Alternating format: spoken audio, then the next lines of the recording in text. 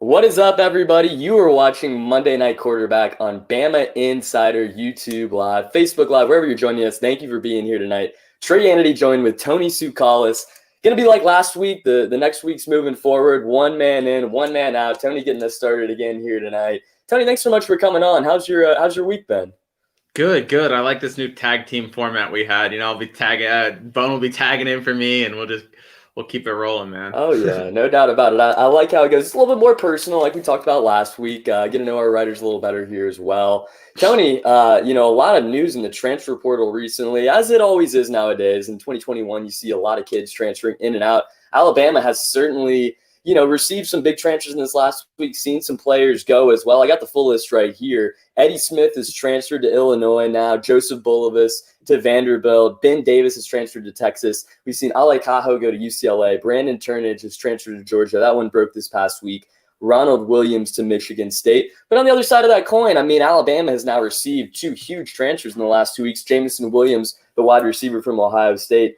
Henry To'oTo'o transferring to Bama as well from Tennessee. That one breaking just a week and a half ago. Jack Martin from Troy coming over also. Tony, your thoughts on all this transfer portal news?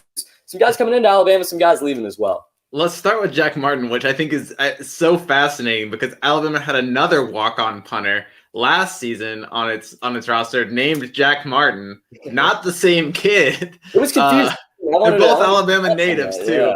But this one's coming from Troy. And like before we get onto the bigger transfers, quote unquote, Jack Martin averaged 45 yards a punt for Troy. I mean, look, if he can put up those numbers at Alabama, he'll be a popular player. Definitely, that's something. If he can get that kind of average without much of a return, he can kind of get the ball up there. I think, he could land that starting job for Alabama. And that, Alabama's not a team that punts much, or at least he didn't punt much last season, but having that guy would be a big plus for one of the few weaknesses, I guess, on this team.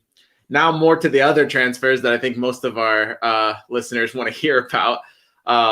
Look, I think that Henry To'oTo'o, that's probably the biggest one, right? I think, you put him next to a Christian Harris, and you could have one of the best inside linebacking duos in the nation. But, another thing about that transfer is that he's going to have to beat out a guy like Jalen Moody. I think that competition is only going to breed success. I mean, look, he's going to have to be better than Moody, who was great this spring and great the end of last season. To get that job, he's going to have to be better than him. And I think the same way. I mean, if Moody's going to, beat Henry To'oTo'o, he's going to have to beat, a guy that, led Tennessee in tackles for a loss and tackles last season. So a lot of competition, a lot of skill at that inside linebacker position. And then finally, Jamison Williams. First. Sorry. Hold on. I got caught with all right, you guys hear me? Yeah, we got you. I got caught with one of those pop-up ads, man. I'm sorry. Anyways, just add to the broadcast here. No, you're good, Tony. Yeah. So, anyways, where were we? Yeah, so Jamison Williams, right? He's the guy that brings a lot of speed to Alabama's receiving core, and I think that he's a vertical threat that, the Tide really needs this season. They're going to need, that guy to replace maybe what Jalen Waddle had. That's a big part of Alabama's offense, of just opening things up maybe for a John Mechie, or, even Jaleel Billingsley or Slade Bolden across the middle. You need that guy that can kind of take the top off the defense. I think Jamison Williams can do that. So he's a deep ball threat.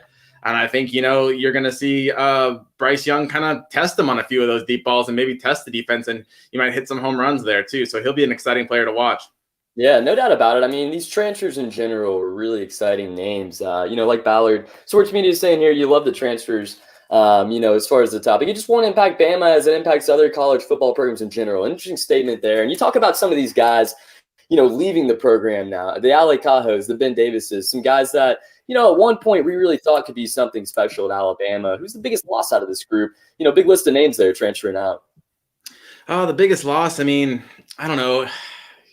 You look at a guy like Brandon Turnage, man. I think that he's a guy that long term, I just think he's a player. He's a guy that could play, and for him to go to not only to leave, but then to go to a Georgia, that kind of stings for Alabama, right? I mean, like, especially if he develops into the talent that he could be. He's got nice size, so I think also at the cornerback position you got Ronald Williams.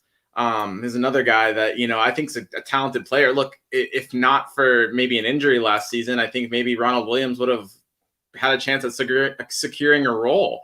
Obviously brought in as a JUCO guy, and normally Nick Saban feels pretty good about those guys. So it kind of speaks to the talent that Alabama has, that they're, losing guys like that. Ali Cajo is another one that you mentioned as a guy that's, probably a talented loss, but really didn't have a spot.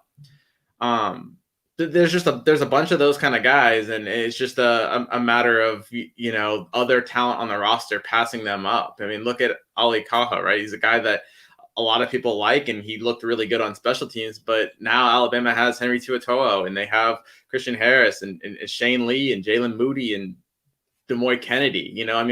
You're not really getting into that group. Deontay Lawson too, as a freshman. So it's just the depth Alabama has, is especially on defense, is surreal. And I think that's why you see some of these guys transferred out. I think Alabama might lose a few more players. Obviously they're going to have to fill out this roster and, kind of get to the limit. So it's part of it. You're going to get some good players coming in, but you're also going to get some good players leaving. It's just part of today's reality, really. Yeah, no doubt about it. I mean, you think about really these guys leaving this program, and like Ballard Sports is saying here, there's so much talent around this program. You don't necessarily lose as much in the Ali Cajos and the Ben Davises nowadays. And this defense really looking to load up for this season. Guys, hit that like button, subscribe, please. Get in the comment box. Let us know your thoughts. Thank you for joining us tonight on Monday Night Quarterback. We're going to have Tony Tsoukalas here for the first 25 or so minutes. We're going to get recruiting expert Andrew Bone in for the second half hour. Tony, 21 for 21, your new series coming out here soon. You're going to be detailing 21 different stories surrounding this Alabama football team in 2021. Talk about your first one here, one of your early ones coming up later this week. Kind of opens up an interesting conversation.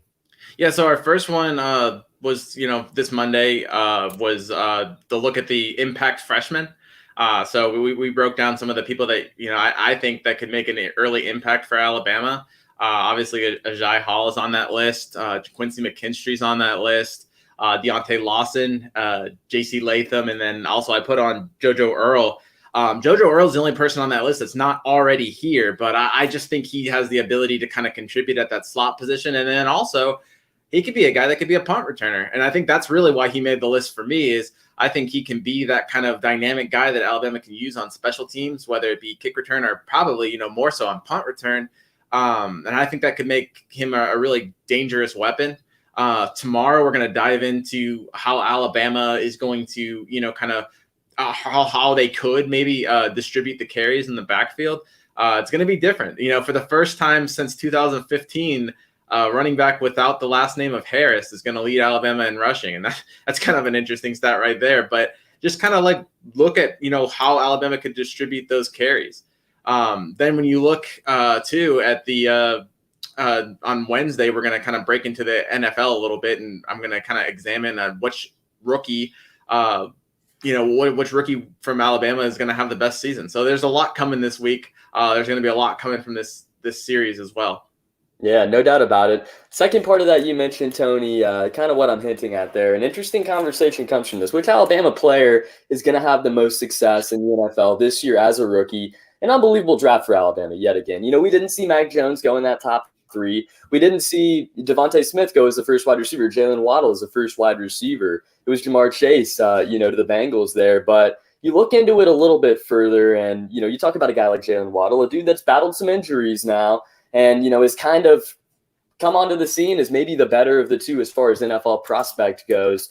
The guy I want to select is a little bit different, but I'll let you start, Tony, here. As we kind of talk about this receiver group a little bit more, Devontae Smith and Jalen Waddle, and how they look to break onto the scene here the rookie season.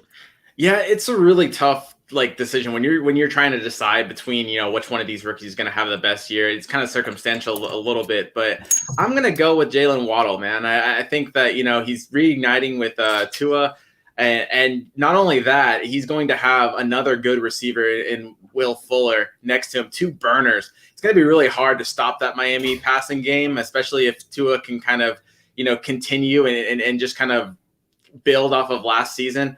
Look, last season, Tua didn't have many weapons. So I think, when you're looking at that and what he can do, It really is just, I think now is a better chance to kind of evaluate what he can do as a quarterback. So having Fuller and then having Waddle. The other reason why I think I'd pick Jalen Waddle is just like we were talking about with JoJo Earl. He's a guy that can really contribute in the passing, in the special teams game.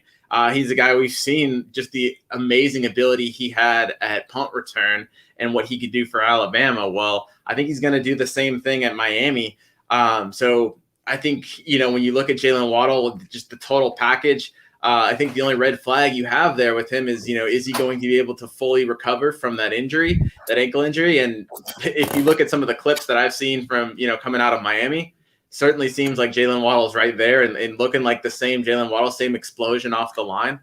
All that being said, that's my pick. There's plenty of good picks. I could have went Patrick Surtain. I could have went Devontae Smith. I could have went Najee Harris. And I feel like one of those guys has to be your pick, right, Trey? Yeah, no doubt about it. And I appreciate you, you linking it out there, Tony. Had to be the producer on this side for a second there. So thanks for taking the distance. Jalen Waddle, and, like you're talking about, I caught the tail end of it there. I was able to hear a lot of it. Jalen Waddle is the kind of receiver that I was saying this really the whole time he was in college, the kind of receiver that I think gets to the NFL and starts to realize that he has even more tools, gets around some more, pro-style coaches, whatnot, and has the frame already to really make an impact. It was sad to see him not get this final season, really the full extent of it this past year. But, a guy that's going to make an immediate impact, I'm going to go with Najee Harris.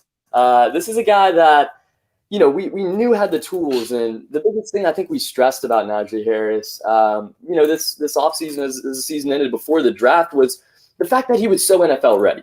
Out of all the guys in this Bama group, you look at Mac Jones, yes, he probably is going to fit into that Patriots system really well. You look at Jalen Waddle, he's teaming up with Tua now. You look at Devontae Smith, he probably going to make an impact wherever he goes. And that's a discussion that's gotten a little bit more interesting since the draft. But you look at Najee Harris, the abilities, not just the speed, but the vertical abilities and the strength that we see already. We've heard a lot of Derrick Henry comparisons there.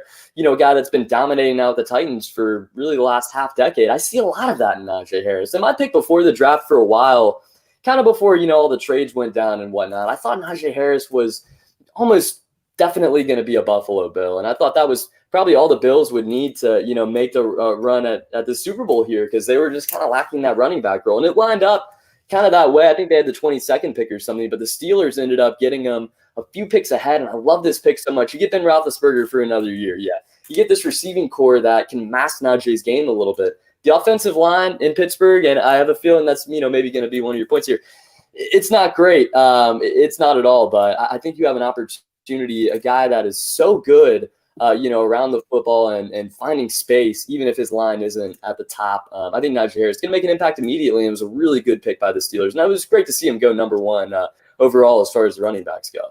Yeah, so for me, it's just I don't love the pick for Najee. I think, I have no doubt in his ability. I look, he's a great running back, and he's going to, have the talent to do big things in the NFL. But look, you can only go as far as your offensive line can take you. And I think the Steelers offensive line needs work. If you're looking, from a standpoint of did the Steelers need running production? They were last in the league in yards per carry last year. But I think Najee can only do so much if he's not getting blocks in front of him. We've seen him make people miss. We've seen him, break tackles, and we've seen him jump over people. But if there's two or three, NFL, linebackers all swarming around you, you're not breaking out of that. And I think that there's only so much he can do. I do think he's a talent. He's going to be able to contribute both as a, running, like in the running game and as a receiver. I think, Pittsburgh reporters, it sounds like it, are finally just beginning to see kind of like what he can do in practice. I know Najee had a really funny soundbite about that, how he's always been doing that. And I think he made a one-handed catch, and he's just a really funny exchange if you hadn't seen it between him and Pittsburgh reporters. But I expect him to be a talent in the NFL. I kind of wish he would have had a better offensive line to block for him. And who knows, maybe this Steeler offensive line kind of improves. I know they drafted Kendrick Green from Illinois, and then they also got Dan Moore from Texas A&M, a third-round pick and a fourth-round pick. We'll see if they're able to kind of bolster that line a little bit. I think if they are, then I'm expecting Najee Harris to have a great year. If the Steelers can, bolster up that offensive line. I think that Najee Harris is probably the best pick to have a great year. It's just going to be a matter of, will he get the necessary help around him? Oh, no doubt about it. I mean, he has the tools. That's the thing. And, you talk about his personality a little bit. It's so funny to watch him interact with people. People kind of learn more about him. I think a lot of people thought of him as just this football robot. That there was that one soundbite about him going home and studying for a test after, I think, the Ole Miss game or something like that.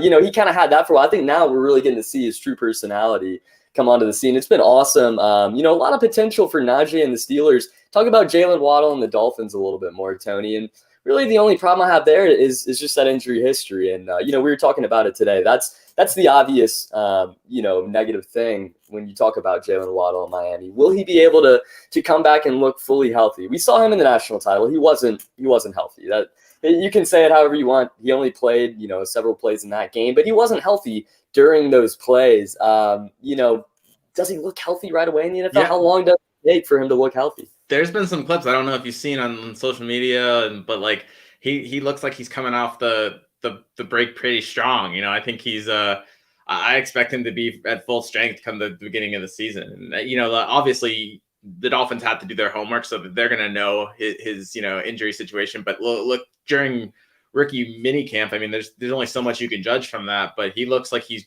on full go. So it'll be interesting to see how if he's able to return to that same.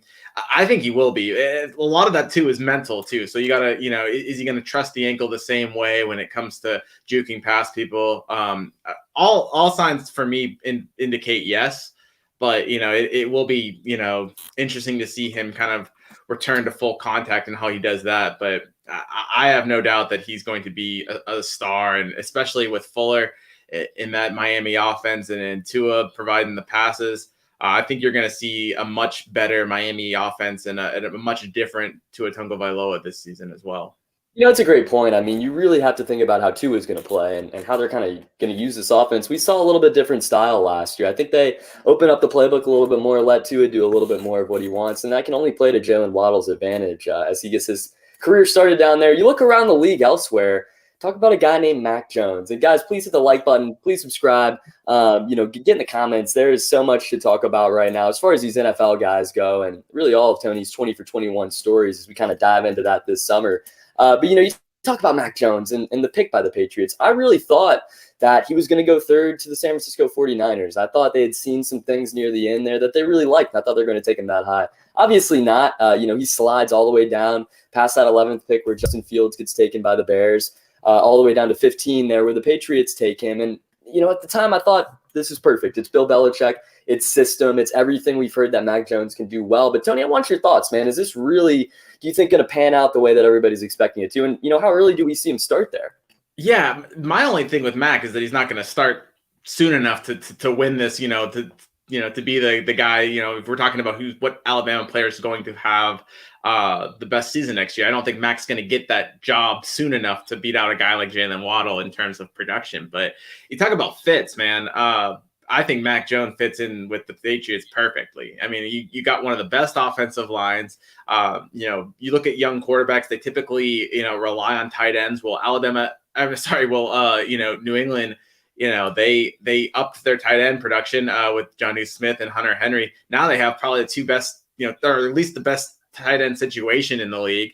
So that's always a plus for a young quarterback. They did, up the receivers a little bit too with Nelson Aguilar and Kendrick Bourne. So he'll have some options. He has a good running game with Damian Harris and Sonny Michel. Like I said, he got that offensive line. So he's going to be able to kind of be, a game manager from the start as he's able to build in and really get more comfortable. And then I think, New England's going to kind of obviously let him go a little bit more. It's just a matter with Mac of, how soon does, Bill Belichick give him that job, that opportunity. I think a lot of that depends on Cam Newton. I think, with New England being a playoff team or a team that's, looking to make the playoffs, I think, it really depends. I think if Cam Newton's keeping New England in games, Mac might have to wait possibly even a year or to the end of the year. We'll see how that goes. But if Cam Newton struggles, I think Mac's going to be right there on his heels. And I think he's going to be a guy that can, come in. And I personally think once he's given that opportunity, look, we saw what he can do at Alabama. I think he's got, a lot of the pieces he needs to be successful in New England. So I'm expecting him to capitalize whenever he is given that opportunity. Yeah, you expect it. I mean, at some point, in this first season, and you wonder what the Patriots are going to do with Cam Newton. This is not an NFL show. This is a show about Alabama football. But you have to talk about the NFL a little bit because there's so many Bama guys in it now. Mac Jones, part of this new class joining the NFL, and I really do think he gets his opportunity, maybe not right away, but early on in his career, and I think he takes advantage. It's just a perfect system. The Patriots, the Alabama of NFL. I like it a lot. Samuel Wilkinson getting in the comments here. I like it. He says, all we need is a wide receiver 1 from the draft next year. So Happy Joker is on my NFL team. Hashtag go Pats. We'll see. I don't love this offense, but they're trying. Hunter Henry, like you said, added to this group. Jonnu Smith. There's some pieces there that he can work with if he's given the opportunity early on. We'll see what happens. Talk about other guys around the league, some guys on defense now. Patrick Surtain in Denver. That pick really kind of shook a lot of people up. Obviously, everybody expected him to go to Dallas. To the Cowboys there at number 10, Dallas did. They didn't look too happy in that war room there. Trading their pick to the Giants, to the Eagles, rather, to get Devontae Smith there eventually. But you talk about Patrick Surtain. Do you like this fit in Denver? I thought it probably would have been best in Dallas, but, a good opportunity here for him. Yeah, I love Surtain to Denver, and I like him as possibly, when you do these kind of evaluations of who's going to have the best season, it's really easy to pick the offensive guy, and I think we both kind of bid on that. But if you look at the person that's probably the most NFL ready, the most polished Alabama prospect heading into the NFL, it's arguably Patrick Surtain. He's everything you want in a cornerback. It kind of looks like Denver's going to move him into that nickelback role. I like him as a wide corner. I think he had more success as a wide corner at Alabama, but he's certainly capable of playing that nickelback, or what it was called at Alabama was star. He's physical. He's got the pedigree. And look, he's been working with Nick Saban's coverage system, which is basically an NFL system. So, a lot of these rookies, they come into the league, they have to learn an NFL style. Well, I don't think Patrick Surtain's in that boat. So I think, he's going to be a guy that his learning curve is going to be a lot sharper. And I think he's going to be able to kind of progress faster than your typical rookie. So I think, it's almost like Denver drafted a semi-vet here. I think he's going to come in and just be kind of just, everything you expect in a starting defensive back from right from the start. So, I really like that pick a lot. I almost went with him as the guy that I chose for this exercise as the person with the most successful season. Yeah, no, and that's the best point. That's really the point I think you have to look at when you have this conversation is who is going to be able to make an impact immediately. Some of that is determined by playing time, but, you talk about a guy like Surtain, you expect him to play right away, and you expect him to make an impact right away. You look last year, it was Justin Jefferson, the former wide receiver for LSU. That was the one rookie that we immediately saw, this dude is NFL ready. Clyde Edwards-Helaire, his teammate at LSU, started with the Chiefs and looked pretty NFL ready right away. You got to expect some of these Bama dudes come out and, really get into it here. Let's talk about some guys maybe from the class before that we maybe expect to come onto the scene this year. Jerry Jeudy, Henry Ruggs, really a loaded class the season before. Tua now getting his second crack at it here with Miami. Who do you expect out of that class to maybe have a huge sophomore year and take some people by surprise? Yeah, I mean, you mentioned Henry Ruggs. Look, Oakland's kind of becoming like an Alabama factory as well because they've now got Josh Jacobs, they've got Henry Ruggs, now they got Alex Leatherwood's the guy we didn't mention in the first round picks, but I think he's the guy that's probably say what you want about Alec Leather, that pick at number 17, and maybe they could have gotten him later. Who knows? But I expect Alex Leatherwood to be a valuable lineman in the league and blocking for guys like Josh Jacobs, and I expect Henry Ruggs to kind of develop into more of a complete receiver next season. Or at least I'm hoping for it. He's an exciting player to watch. Jerry Jeudy as well. If you look from last year's class, I mean, look, we talked about Tua, and I think that's the biggest from last year's classes. Now Tua's finally getting some weapons. I think once you get him those weapons, you'd have to expect him to provide a lot more production than he did last year. So I think we're really going to see the real Tua this year, and that's another exciting thing to look forward to. It really is. I mean, you said it, the real Tua. We didn't really get a chance to see that last year. I think they opened it up a little bit more. Let Tua, Rugger's now former teammate, and Jalen Waddle, now current teammate again. So many guys from this past class, the year before it as well, in the NFL, looking to really come onto the scene. Fun conversation tonight, Tony. Your final thoughts before we bring in our recruiting expert, Andrew Bone. Man, I'm just excited about, just talking about the NFL. The NFL is going to be so much more fun to watch just because, you get to monitor these 6 rookies. And then obviously from last year, and, Bama really is taking over the NFL. So it's going to be fun to watch. I enjoyed the conversation with you, Trey. And guys, make sure to check out that article. It's coming out Wednesday. Get in the comments section to tell me who you think, your favorite or, your top rookie from this coming season in the NFL, Alabama rookie. Tell me who you think that's going to be. Yeah, guys, please do. We're going to bring in Andrew Bone now. Tony, thank you so much. Guys, please hit that like button, subscribe, like Tony was saying. Go check out those articles. He's got the 21 for 21 starting this week. He's going to roll that, through these next few weeks here, describing 21 stories around this 2021 Alabama football team. This 21 team is going to be great, but we are talking about the future just the same. Andrew Bone, recruiting expert, delivering us all the recruiting news. Andrew, thank you so much for joining us tonight on Monday Night Quarterback. Absolutely, Trey. How you doing? I'm doing good. How about yourself? And doing good. It's my wife's birthday today, so I got to give a shout out to her. And she's having a good birthday so far. So going to dinner here in a little bit and going to celebrate and heading to the beach this weekend. So can't get much better. Oh, no doubt about it. Excellent here. I was going to say, well, we won't keep you too long tonight. I know you got the birthday duties to get to, but some really great recruiting storylines to talk about, as always. This time of the year is so fun. You see kids start to get their visits in. Really, the month of June is a big month as far as visits go.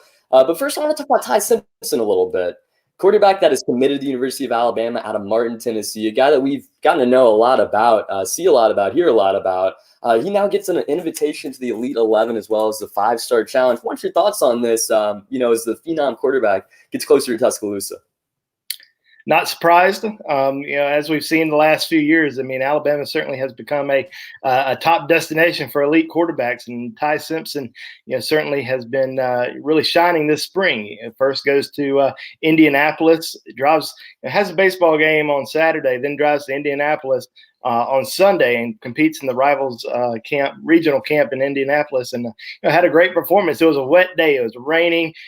Kids were dropping the balls all day long, but he was, really impressive out there. He was really, talked about because of his accuracy, his strong arm, and just really impressive overall showing there. And then this past weekend went to the Elite 11 regional in Nashville. I think there was over 50 quarterbacks there in attendance, major Division I offers, and he shined. He was one of the absolute best players there. Earned the invite to the Elite 11, and I think the proof is kind of there what he brings to the table. He's got a strong arm, very accurate, intelligent, and definitely somebody that can also throw on the run. So this is a kid that is very elite. He's going to the Elite 11 for a reason. That's because he's an elite prospect, and I think Alabama is extremely excited to have him on board because it was.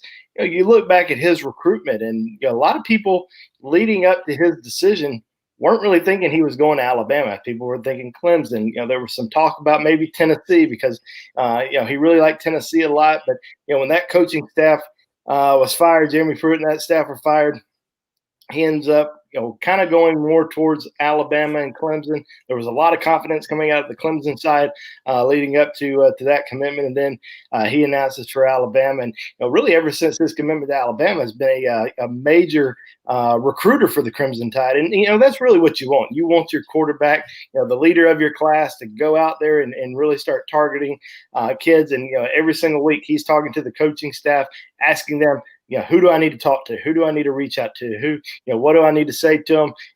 How do we get them here? So I think that's a really big plus for Alabama to have him as not only one of its top commitments, but its top recruiter in this class. And you want that guy to be your quarterback.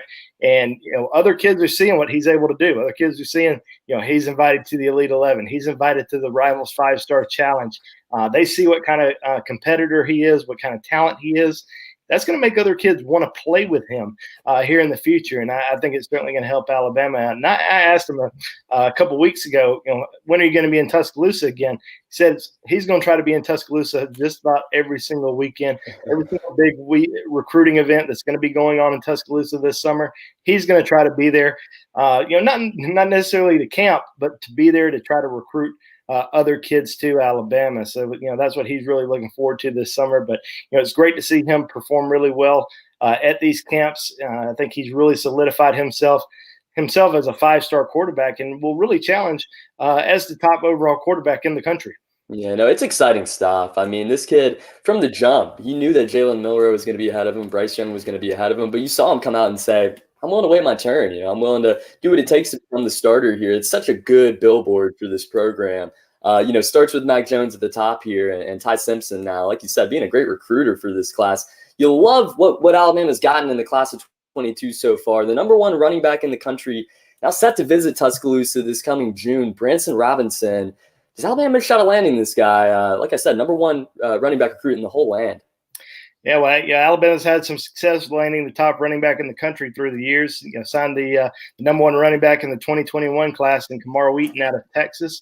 They already have a big-time commitment in Emmanuel Henderson out of Geneva County here in Alabama. Still think they're going to try to sign one more running back, or at least add one more running back. Not technically signed yet, but certainly try to add one more running back to the mix in this year's recruiting class. And there's probably a short list of guys right now that they're really going after. If you tune into to my recruiting thoughts on BamaInsider on Tuesday, you're going to get the complete breakdown of where every single running back target stands right now in their recruitment. So we're really breaking that down in the recruiting thoughts on BamaInsider on Tuesday. But Branson Robinson, certainly one of those guys that's going to make that list. He is definitely the top running back in the country on Rivals.com, and I saw him at the Atlanta Rivals camp I guess it was about a month ago, and he was really impressive. I mean, he is built like a Mack truck, just very physical, very polished running back, and certainly somebody that I think is going to have a lot of success at the next level. Now, as of right now, I think Georgia's in the lead. He pretty much alluded to that at the Rivals camp. I don't think that has changed at all. He's going to visit Georgia in early June. I think the biggest thing there is, can he hold out? Can he take his other visits after that trip to Athens? Because, Kirby Smart, Del McGee, that whole coaching staff is really going to be pressing hard to get him on board before he takes these other visits, because he has visits set up to Alabama. That Alabama visit is going to be in late June. So I believe it's June the 25th through the 27th. He's also going to visit Clemson, going to visit Tennessee. All of those schools are hoping that he can hold out, not make a commitment to Georgia, the current leader, and take his visits and kind of enjoy the process and make that decision after those trips. So, he's certainly a guy that Alabama, really likes a lot. And like I said, there's some other backs that they really like a lot. He's not the only guy, and they already have a big commitment in Emmanuel Henderson. There's probably about 5 or 6 other guys right now that they're really recruiting that they're going to get on campus in June. And I certainly think that they'll be able to land at least one of those guys to add to the already talented backfield with Emmanuel Henderson. And like you're saying, it's not crucial. I mean, this is already a really talented class as far as running backs go. Just with Henderson, it would be a good get for Alabama, though, to get Robinson, the number 1 running back in the class of 2022 on Rivals. Guys, let us know your thoughts on this class in general, what you're excited about, at the top here, too, on the Alabama roster. Get us a like button, subscribe. Andrew, Marquise, don't want to pronounce this wrong here. We got the pronunciation today. Graciel, I believe, is committed to the University of Missouri. Had Alabama in interest, Iowa State, really had offers from everywhere, decides to commit with Missouri.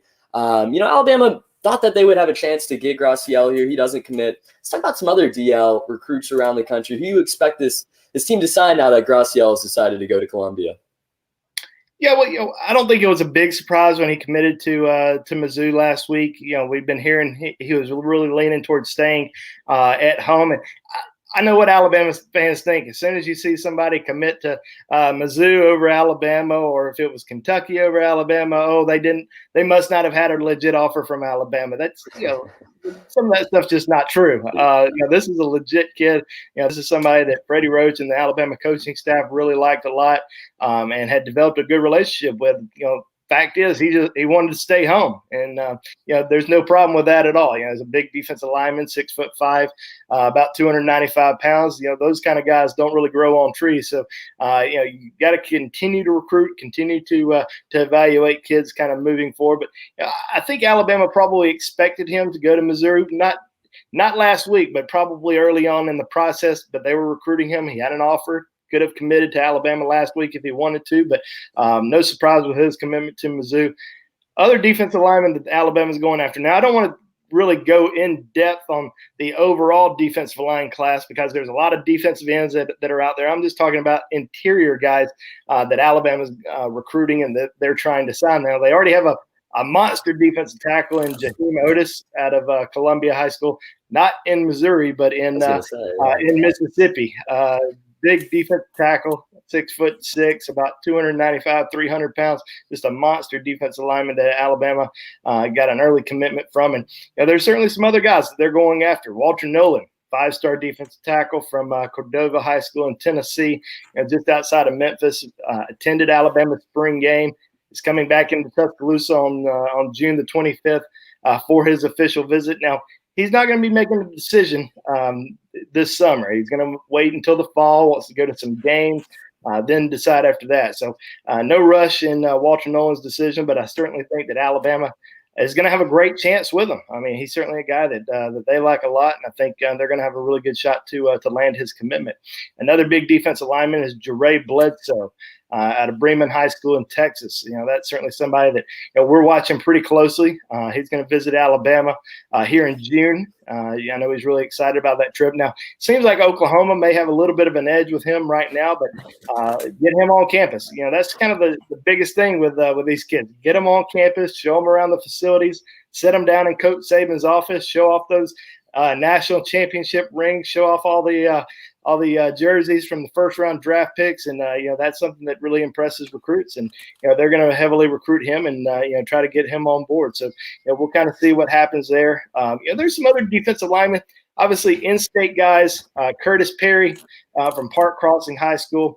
He's going to visit Alabama in June. Now, he recently said that Alabama wasn't heavily, recruiting him. They weren't one of the top 5 schools that were really coming after him right now. But I think that, he's got a chance to really change. Get him on campus, work him out, see how he does at camp, and I think things will really pick up for him. But one other in-state guy that Alabama is really going after that they've heavily recruited for a long time from Hewitt-Trussville is Justice Finkley.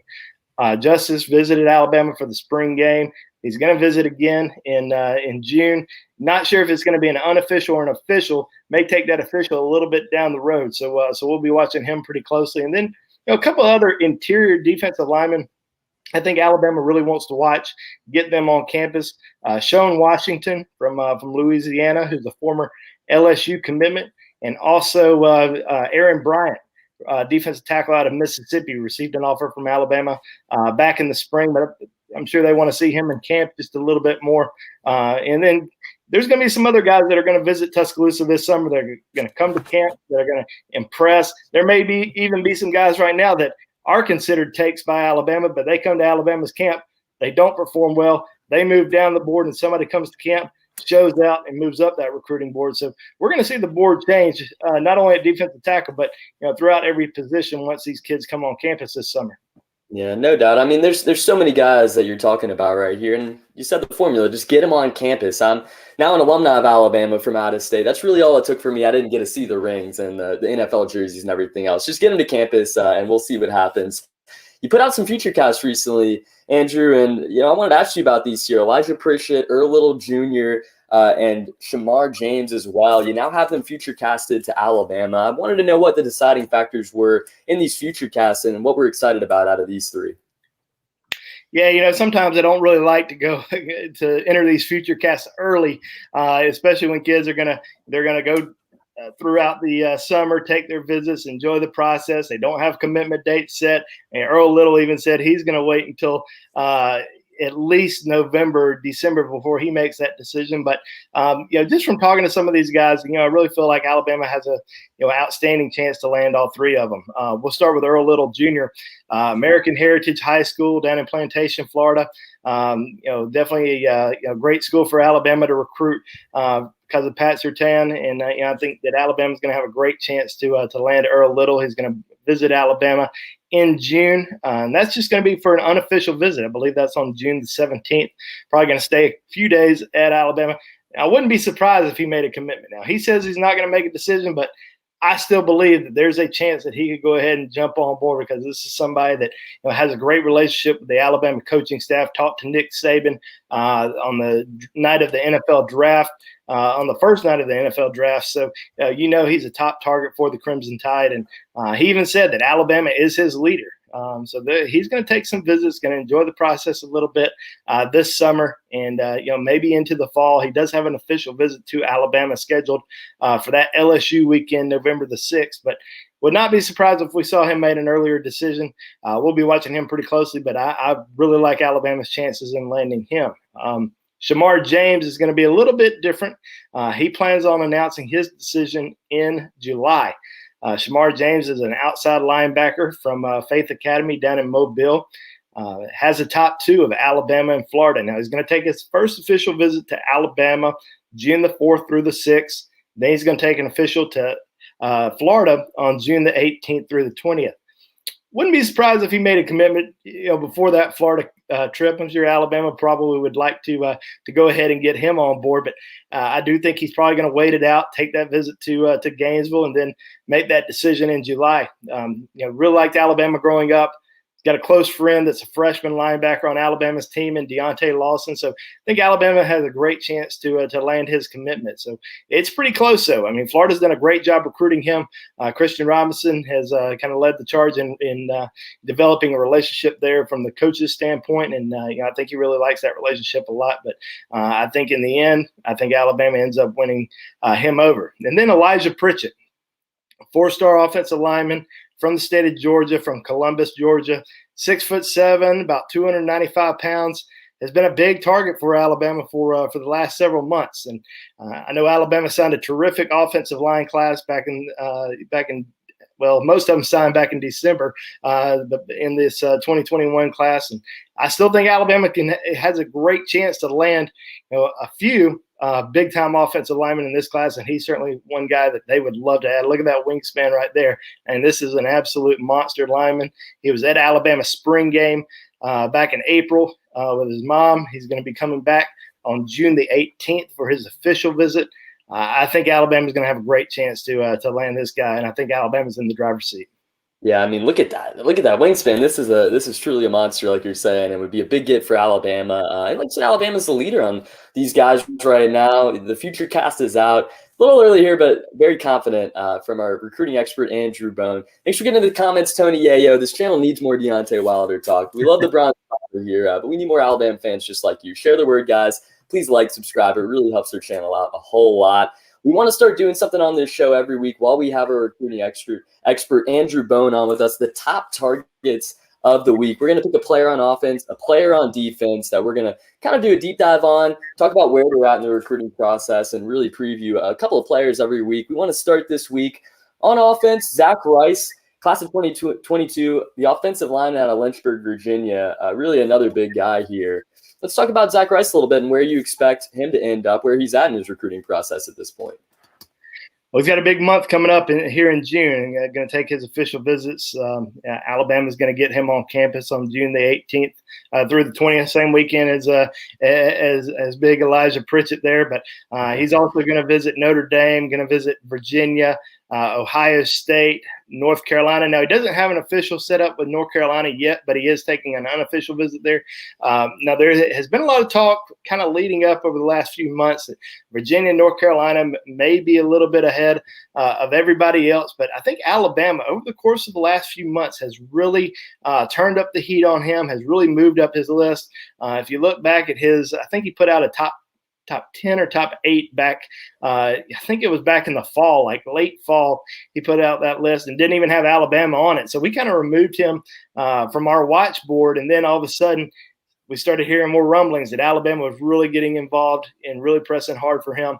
He's got a great relationship with Sal Sinceri, his area recruiter, and also has developed a really good relationship with the new offensive line coach, Doug Marrone. So, he's certainly somebody that we're going to be watching very closely during that official visit weekend to Alabama on June the 18th through the 20th. And I really think that Alabama could potentially push ahead and move to the top of his list. Yeah, no doubt about it. Another really big recruit here, and a guy that didn't really consider Alabama, like you're talking about for a little bit. Back on the list, we'll see how Alabama does with him. That's the offensive side. We're going to pick a player on defense each week as well. For our first week here, cornerback safety mix, Terrence Brooks. We talked about him a little bit last week on our recruiting portion of this show. Class 2022 as well out of Plano, Texas. Another really big recruit Alabama's keyed in on. What do we need to know about him, and where's he at right now in this recruiting process?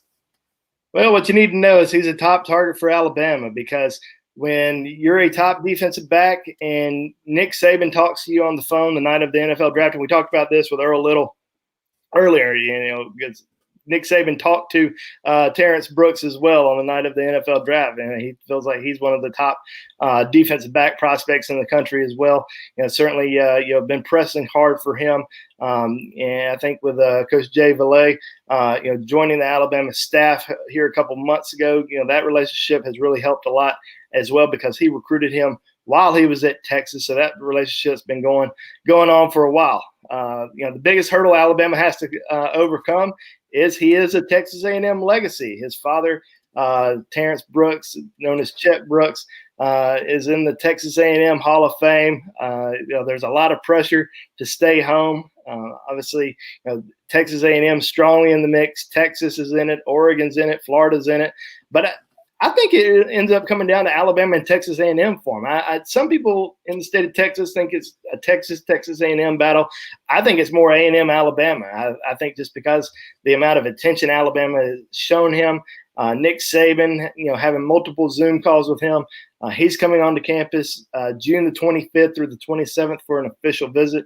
I just think they've done a great job recruiting him throughout the entire process. And, he's a guy who's, pretty rangy. You can move him around. He can play a number of positions in the defensive backfield. And I think that's why Alabama really likes him a lot. And, Alabama's got a chance to really do some damage in the defensive backfield in this class. And you pair it up with the defensive back class that Alabama signed last year, it's got a chance to be really special here in the future. So we'll see what they're able to do, but I think they've got a really good chance with Terrence Brooks, even though he's an A&M legacy. Now, we've seen this before. We've seen this song and dance last year with two brothers that signed with Alabama, whose father is in the Texas Ring of Honor, or whatever, or Hall of Honor. I forgot what they call it over there in Austin, but the Brockermeyer twins ended up signing with Alabama over Texas. So, obviously, if they can do it, I think, other kids out there can do it as well. And I think Terrence Brooks is certainly a prospect who's going to make his own mind up and not really,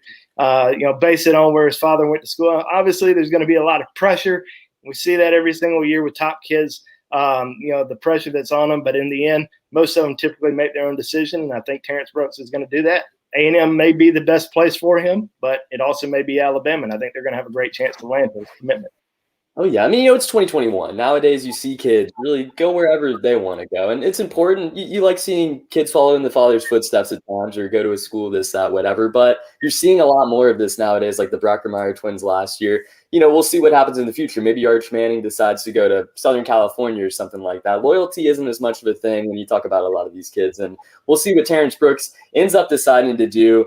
We're going to let you get to the birthday cake and the presents here in just a second. What's your final thoughts, before we get out of here on this week's episode of Monday Night Quarterback?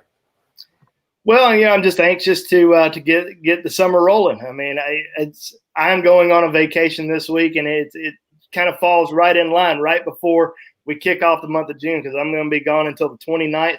Then you get June the 1st, and I mean, it is going to be pandemonium throughout the entire country with the recruiting visits from so many people. I mean, we have so many kids that have already confirmed with us on BamaInsider.com their official visit dates, their camp dates. There's more than 50 kids that have currently confirmed their visit plans with Bama Insider. So it's going to be pretty busy. There's going to be a lot of recruiting content that's going to come out on Bama Insider, throughout this next month. It's going to be really exciting because kids are finally able to start visiting college campuses again. We haven't seen this in so long. Now, we've seen kids go to college campuses, but they haven't had a chance to visit with coaches. They haven't had a chance to camp. They haven't had a chance to do these official visits or go inside facilities or, sit down with academic advisors. And this is finally happening once again come June the 1st. And we're going to see kids from all across the country in Tuscaloosa throughout the entire month of June. So it's going to be a lot of fun.